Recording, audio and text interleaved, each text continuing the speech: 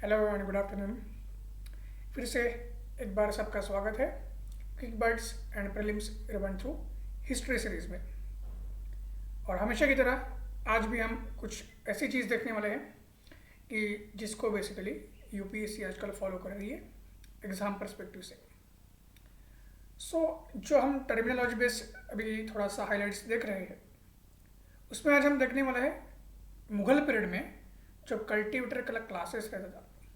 Mughal period में जो cultivators के क्लासेस रहते थे या पीजन के क्लासेस रहते थे उसमें से दो क्लासेस ऐसे थे कि जो एग्ज़ाम पॉइंट ऑफ व्यू बहुत ही क्रूशल हो जाते हैं। तो हम अभी हमेशा जैसे डिस्कस करते ही है कि जो ट्रेंड चल रहा है यूपीएससी का late medieval and early modern India से टर्म्स पूछने का या late ancient and early medieval India से टर्म्स पूछने का, तो उसी पर्सपेक्टिव से आज हम देखेंगे कि मुगल पीरियड में जो क्लास ऑफ कल्टीवेटर्स थे उसमें से ऐसे दो क्लासेस कौन से थे कि जिनको एग्जाम में पूछा जा सकता है। पहला है खुद खश्त। ठीक है, पहला क्या है? खुद खश्त। और अभी पिछले 2-3 सेशंस जो हमारे हुए हैं उसको अगर ध्यान में लेते हैं तो आपको आइडिया लगा होगा कि ये टर्म्स सारे पर्शियन टर्म्स है। तो खुद खश्त जो है ये भी एक पर्शियन टर्म है, और क्योंकि मुगल पीरियड में पर्शियन ऑफिशियल लैंग्वेज हुआ करती थी, कोर्ट लैंग्वेज हुआ करती थी। तो ये जो टर्म है वो किसके लिए इस्तेमाल किया जाता है? ऐसे कल्टीवेटर्स या पीजेंट्स या ऐसे फार्मर्स जो अपने ही विलेजेस में फॉर सेंचुरीज रह रहे थे, अपने ही विलेजेस में जनरेशन टू जनरेशन रहते थे। ठीक है, उनको खुद खश्त कहा जाता था। तो खश्त ये जो वर्ड है हिंदी में हम कष्ट शब्द इस्तेमाल करते हैं, तो कष्ट का ही बेसिकली इक्विवेलेंट होता है कष्ट इन पर्शियन। जो खुद मेहनत कर रहा है, कष्ट कर रहा है, उनको खुद कष्ट कहा जा रहा है। लेकिन खुद कष्ट जो है उनको सिर्फ वो अपने विलेजेस में रह के खेती करते हैं इसलिए उनको खुद कष्ट कहते हैं, ऐसा नहीं है। और भी कुछ कंडीशंस है जिसको हम जब फॉलो करेंगे या जिसको हम ध्यान में जब लेंगे तब आपको लगेगा आइडिया कि एग्जैक्टली खुद कष्ट क्या होते थे। तो जो पीजेंट्स अपने ही विलेजेस में ऑर्डिनरी रेसिडेंट थे और जो कल्टीवेशन करते थे तो उनको खुद कष्ट कहेंगे। लेकिन उसके साथ साथ और क्या कंडीशंस थी या और क्या उसके फीचर्स थे वो देखते हैं। तो वो जो पीजेंट्स अपने ही विलेज में रहते थे तो वो अपनी ही लैंड, जो पुश्तो वाली लैंड उनकी है, उस पर वो कल्टीवेशन करेंगे। वो भी लैंड उसी विलेज में होनी चाहिए।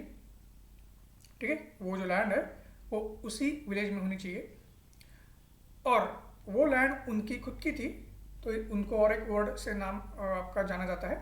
ठीक है, वो लैंड उनकी खुद की होने की वजह से उनको और एक वर्ड से या टर्म से जाना जाता है जो यूपीएससी पूछेगी, मालिक ए ज़मीन।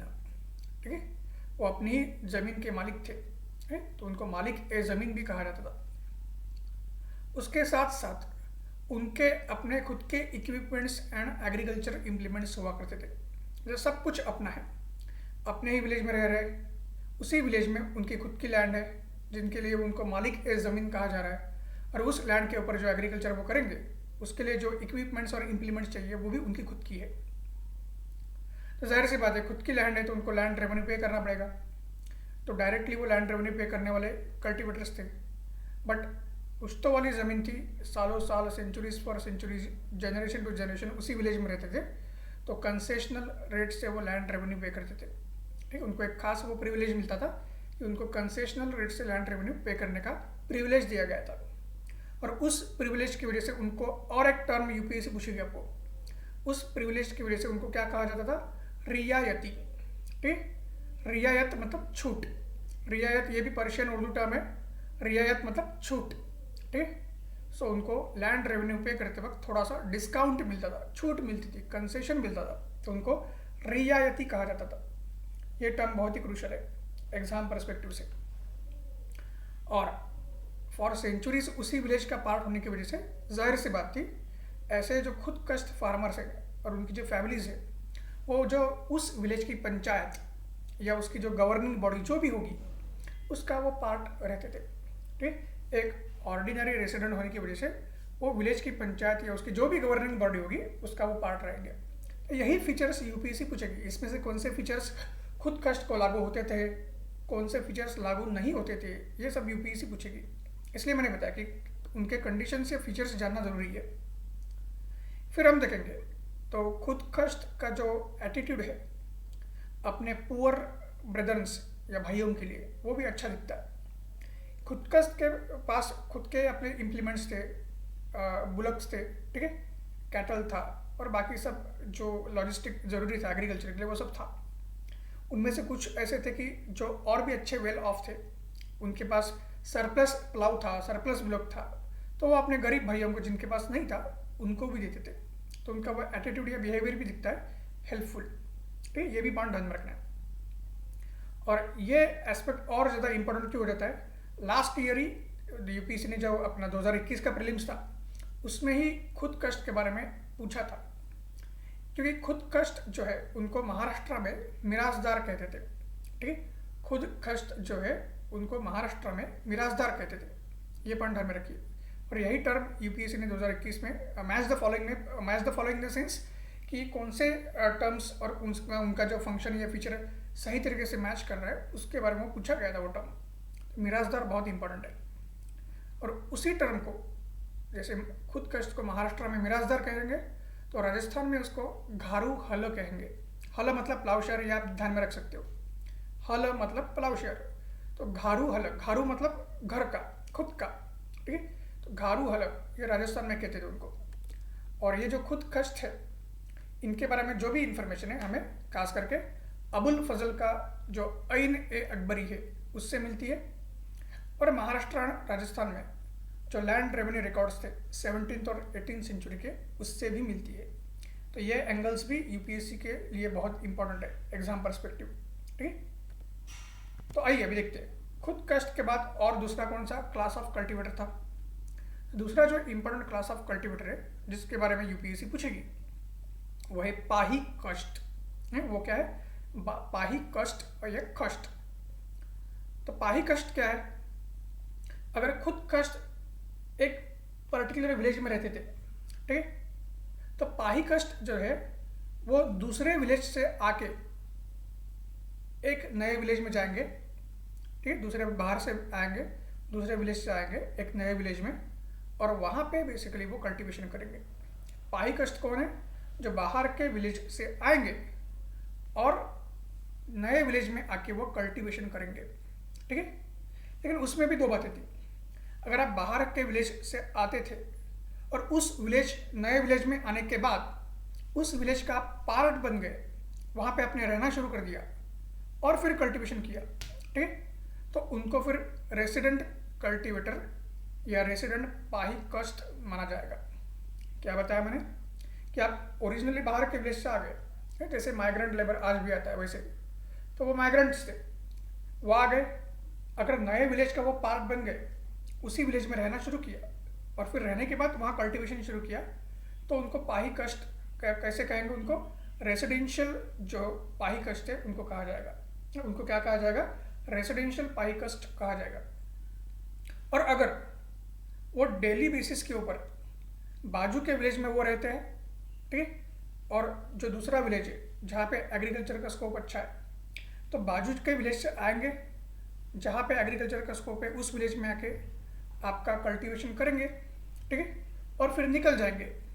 तो ऐसे जो पाही कष्ट है उनको क्या कहा जाएगा, नॉन रेसिडेंशियल पाही कष्ट। ऐसे जो पाही कष्ट फार्मर्स है उनको बेसिकली क्या कहा जाएगा, नॉन रेसिडेंशियल पाही कष्ट। लेकिन इसमें फंडामेंटल चीज़ क्या है कि ये दोनों केसेस में फंडामेंटल चीज़ ये है कि वो फार्मर्स बाहर के विलेज से आने चाहिए, वो आउटसाइडर होने चाहिए, और आउटसाइडर होने के नाते उनको पाही कष्ट कहा जाता है। ये क्रूशियल एस्पेक्ट है, ये भी यूपीएससी पूछेगी। तो जाहिर सी बात है वो बाहर के विलेज से आएंगे, जिस विलेज में आते हैं खास करके जहाँ पे एग्रीकल्चर का स्कोप अच्छा है, तो वहाँ पे वो उस विलेज के जो ज़मींदार है या उस विलेज के जो अपर कास्ट है उनकी ज़मीन को कॉन्ट्रैक्ट पे लेते थे। और फिर कॉन्ट्रैक्ट पे लेके उस ज़मीन को वो कल्टीवेट करेंगे। पाही कास्ट क्या करेंगे, जो नए विलेज में आने के बाद वहाँ के जो ज़मींदार या अपर कास्ट है उनकी ज़मीन को वो कॉन्ट्रैक्ट पे लेंगे एक पर्टिकुलर पीरियड के लिए, और उस कॉन्ट्रैक्ट पर लेने के बाद वो कल्टीवेशन करेंगे। कभी कभी फिर जो नया विलेज है जहाँ पे वो जाते थे, ठीक है, और वहाँ के ज़मींदार की जो ज़मीन लेते थे कॉन्ट्रैक्ट पे, तो कभी कभी क्या होता था कि अगर वो उस विलेज का पार्टी बन गए, रेसिडेंट बन गए परमानेंटली, फिर उनको क्या था कि कॉन्ट्रैक्ट से उनको फिर क्या करते थे कि उनको उसी विलेज में एग्रीकल्चर जो लैंड है वो परचेस करने का या ओन करने का अधिकार आता था। और जब वो उस विलेज की एग्रीकल्चर लैंड ओन करने लगेंगे तो उसके लिए उनको पट्टा या एक ट्रैक्ट ऑफ द लैंड, ठीक है, कंसेशनल रेट में दिया जाता था।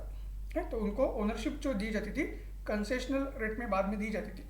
ठीक है, वो बहुत लंबे समय तक जब रहेंगे तब की बात है, तो उसको पट्टा कहते थे, ट्रैक्ट ऑफ लैंड, कि जहाँ पे उनको ओनरशिप मिलेगी। और आगे ये भी ध्यान में रखना है, पाही कष्ट जो थे ऑब्वियसली हमने क्या देखा, वो बाहर से आते थे, लेकिन दो कंडीशंस वहाँ पे भी थी कि वो बाहर से क्यों आएंगे। एक तो खुद अपने मर्जी से आएंगे, क्यों, अपने विलेज में खास बेसिकली अपॉर्चुनिटी दिख नहीं रही है, दूसरे विलेज में दिख रही है, वहाँ ज़्यादा अच्छी अपॉर्चुनिटी है। जैसे आज भी होता है, आज हमें लगा कि किसी और जगह पे जॉब अच्छा मिल रहा है, किसी और कंपनी में जॉब अच्छा मिल रहा है, तुरंत हम जॉब चेंज कर लेते हैं, जॉब स्विच कर लेते हैं। वैसे ही है, उनको लगा कि हमारे यहाँ पे हमें 100 रुपया मिल रहा है, सामने वाले विलेज में हमें 200 या 250 रुपया मिल रहा है, तो जाहिर सी बात है हम वहाँ पे जाएंगे। तो आउट ऑफ चॉइस या अपनी मर्जी से वो मूव आउट करते थे और दूसरे विलेज में जाते थे। या दूसरा कंडीशन क्या था, out of compulsion, out of force, मजबूरी में उनको जाना पड़ता था, लाइक ड्रॉट एंड फेमाइन। ठीक है, failure of the agriculture, drought, famine अगर अपने विलेज में होता है तो उनके पास ऑप्शन नहीं था, मजबूर होकर उनको माइग्रेंट बनना पड़ता था, दूसरी जगह पे माइग्रेशन करना पड़ता था। ये कंडीशन भी ध्यान में रखनी है। और जैसे मैंने बताया कि पाही कष्ट जो है वो दूसरे विलेज में जाएंगे, दूसरे की लैंड को कल्टीवेट करेंगे, तो उनके पास अपने खुद के एग्रीकल्चर इम्प्लीमेंट्स या कैटल या बुलक्स वगैरह नहीं रहते थे। ठीक है, ये भी पॉइंट ध्यान में रखना है। और उनकी कंडीशन ज़्यादा अच्छी नहीं रहती थी, खुद कष्ट जो है उनकी कंडीशन अच्छी रहती थी, और पाही कष्ट दूसरे की लैंड पे कल्टीवेशन करते थे। जैसे तैसे अपना 2 वक्त की रोटी निकालना भी उनके लिए मुश्किल होता था। और उनकी जो ख़राब कंडीशन है उसको बहुत एक पिक्टोरिकल मैनर में या डिस्क्रिप्टिव मैनर में बताया था किसने, 16th सेंचुरी जो हमारे फेमस भक्ति सेंट थे तुलसीदास, जो कि हिंदी पोएट भी थे। ठीक, तो भक्ति सेंट होने के बावजूद, हिंदी पोएट होने के बावजूद, उन्होंने उस समय जो पाही कष्ट जो हमारे कल्टीवेटर्स थे या फार्मर्स थे उनकी हालत कैसे ख़राब थी, ठीक, और उनको कैसे ही एक्सप्लॉइट किया जाता था, इसके बारे में बहुत डिटेल में आपका लिखा हुआ है।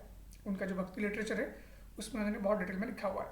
और खास करके उन्होंने बताया कि जब फेमाइन या फेमाइन जैसी जो कंडीशंस है उसकी वजह से जब उनको माइग्रेंट बनना पड़ता था, उनको माइग्रेशन करना पड़ता था, तो कितना वो सफ़र करते थे वो सारा उन्होंने लिख के रखा है। और उन्हें खास करके ये बताया है कि फेमाइंस उस समय बहुत ज़्यादा फ्रिक्वेंट हुआ करते थे। फेमाइंस उस समय बहुत ज़्यादा फ्रिक्वेंटली होते थे, ये भी बताया गया।